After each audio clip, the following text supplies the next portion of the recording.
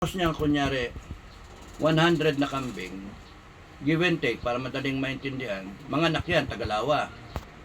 So, over time, 100 na kambing, meron kang 200 na kambing. 200, ibenta mo kahit 5,000 na, over time, magkano yun? 2 million yun.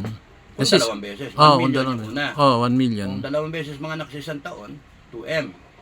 Imagine yung 2M, yung pera mo, pwede na ibalik. Kung nag-invest tayo ng 2 million, isoli ko na. O kaya, kung hindi ko pa may soli, kumikita na yung pera mo ng 12%. Di ba? And then, yung 10% ng 2 million, kunyari, in 1 year, 200,000, meron nang simula yung welfare fund. Walang pupunta niya, kundi mag-improve, mag-expand. So, eventually, we will choose the right ones, hindi natin ibenta, we continue upgrading, and then, we increase our capacity.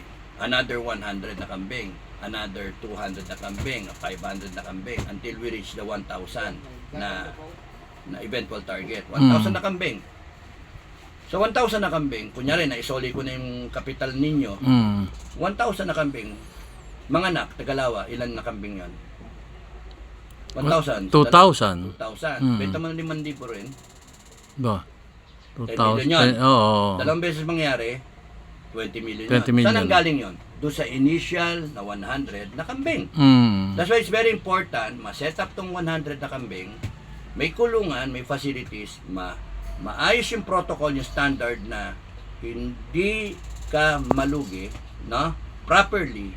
Ang dami naman sa YouTube, ang dami ng mga eksperto.